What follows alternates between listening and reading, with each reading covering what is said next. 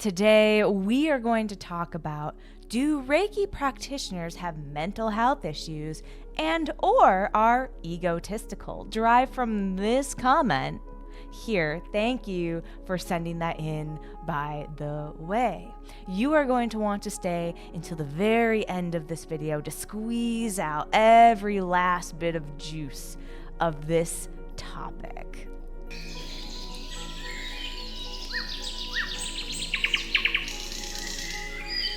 Satnam, I'm Cassandra, but you can call me Cass, your official go-to Reiki master teacher at universalhealings.center. First and foremost, as we get into this topic, there's a lot of different details that we have to cover, including what Reiki is. So what is Reiki? Okay, Reiki is a Japanese energy healing technique that focuses on the mental, emotional, and physical aspect of the body. This is an energy healing technique that helps you realize that you are more than just your physical appearance and physical flesh human suit in which you drive the vehicle in every day. And if you break down Reiki, Rei is R-E-I, meaning universal, and Ki, which means life force. When you put that together, that means universal life force energy. And this is the very life force energy that surrounds you to help ease your mind, ease your pain, and bring your body back into balance anytime when in need. Whether you are a practitioner yourself or someone receiving. Which Reiki as a standalone, when anyone is learning Reiki level 1, I want everyone here to understand that level 1 Reiki is considered a self-apprenticeship. This is where you as a student are going to learn various aspects of energy, the subtle body around you, and how to help heal yourself from a passed down attunement from teacher to teacher. Now, something that I firmly believe is that everybody, no matter who you are, is born with Reiki. Because that definition of universal life force energy lives within everybody. It's just a matter of how you attune to that frequency and how much you believe in yourself. Let's give an example. Let's say you're walking around and you stubbed your knee. Typically, the first place where your hands would go to any time you hurt yourself is the place in which there's a sensation of pain or discomfort.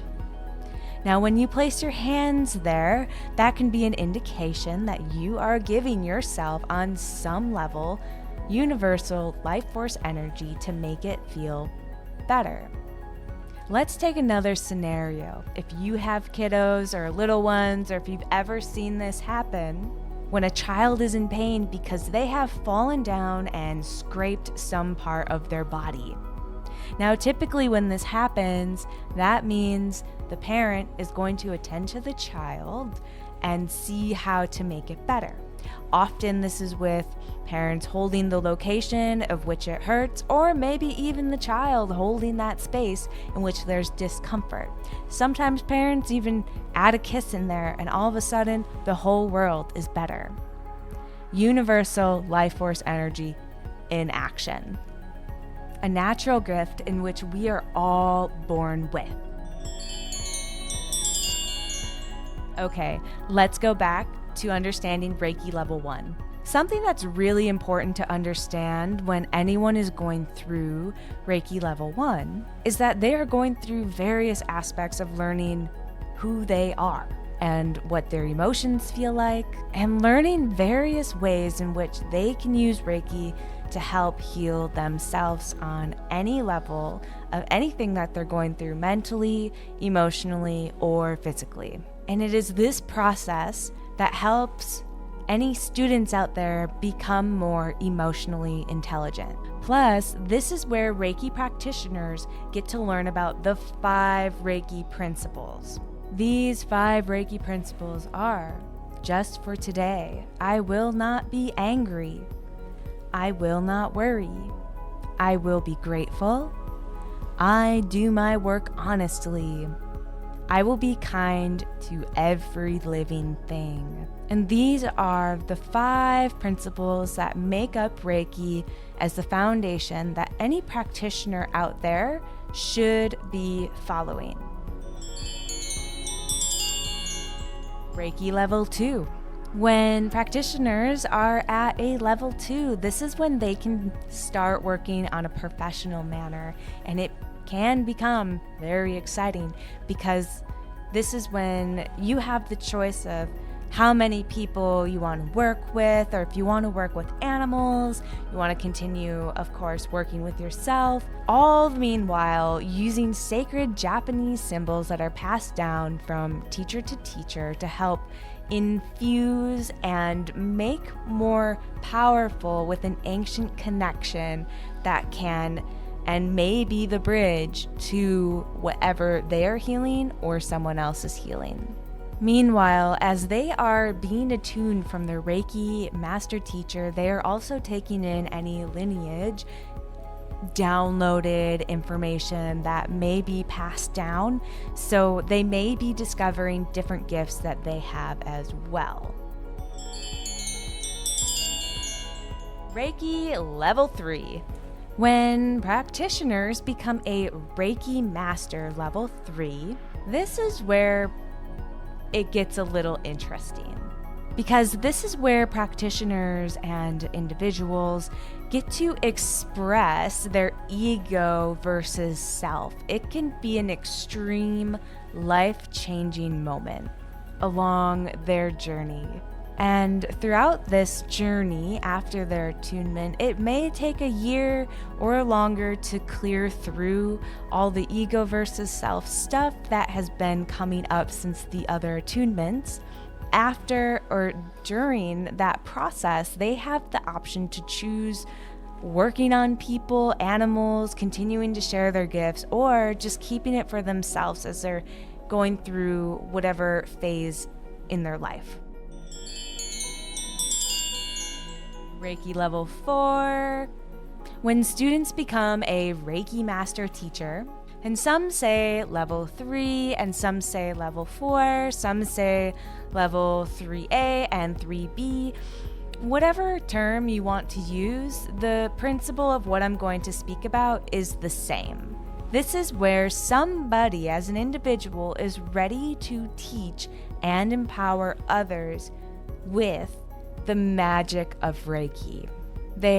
At this point, we would typically see that teachers have done copious amounts of work on themselves and continue their path.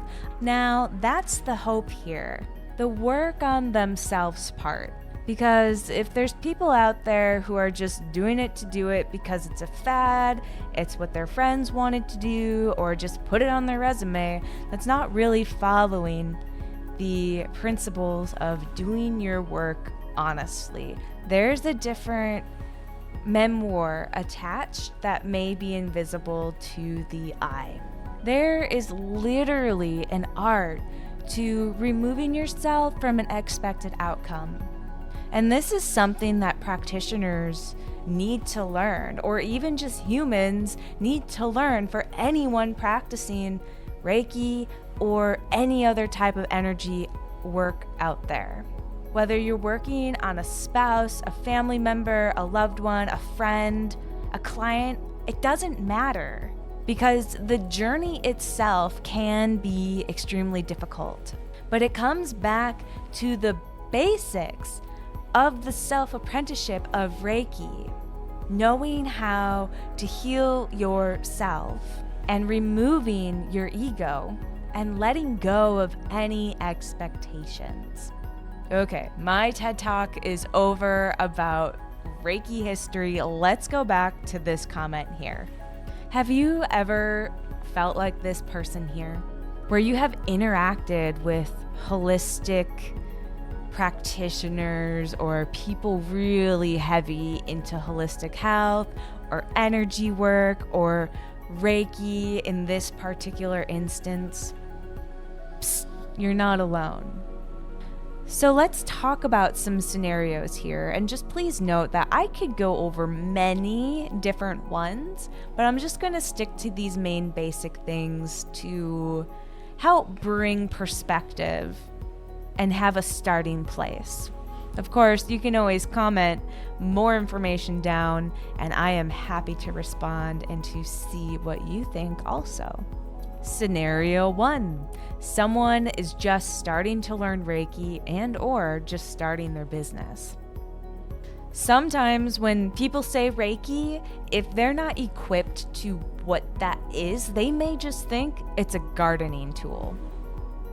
Not to mention, you are also faced with the challenge of separating Reiki from religion, separating Reiki from witchcraft, separating Reiki just from woo-woo stuff in general, and anything else that may make someone immediately dismiss you. And then at that point, as you educate people about what Reiki is, if we're taking this scenario of starting a Reiki practice, you then have to start sharing your experience and how it can be so closely related to something else that somebody else is already familiar with, like acupuncture or massage.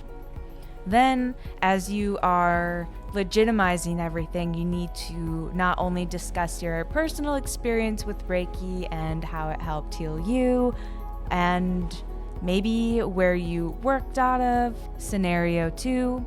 We're going to still role play off of scenario 1 here. And at this stage, people can embellish things, and some of those things may come off as ego or very egotistical, ego-driven, however you want to say that. Though it is up to the viewer if it is ego-driven or passion-driven. And ask yourself, are they really putting their best foot forward here? Are they trying to prove a point of something not being woo-woo? Are they trying to prove a point that Reiki is not religion or something that makes it not legitimate? Are they trying to prove a point with whatever they're sharing? Because when practitioners explain their history and their background, it's in their most interest, based on the 5 Reiki principles, to remain humble. Overcoming the societal upbringing that there is only one way to be healed, by going to the doctor, for Western medicine.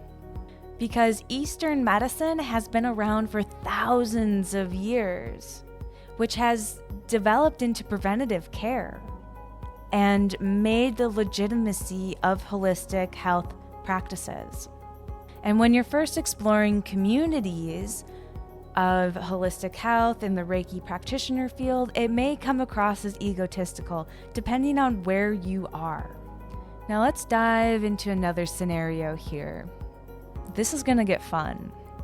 If you come across a Reiki practitioner who is straight up in their zone and are led by ego, that's not okay. And that is a problem. Reiki is supposed to be fun and going back to the basics of self-healing, no matter where anybody is on their journey, without getting attached to an outcome. And when it comes to self-healing, you may find yourself around practitioners who just literally boast about their whole experience and always one-up you, but it may be out of love, and that may be their love language, and it may be something that they're not aware about if they do and it bothers you. Especially if you are in a paid session with a practitioner, and let's say that practitioner is telling you all the scenarios of how they are relating to what you're going through. There is a time and place for that, but I don't think it should be within a paid session of a practitioner, because it is human nature to brag, almost, if you will. it is human nature to overexpress about one's journey, especially when there's a lot of diversity in one room. But like I said, there's definitely a time and a place for that.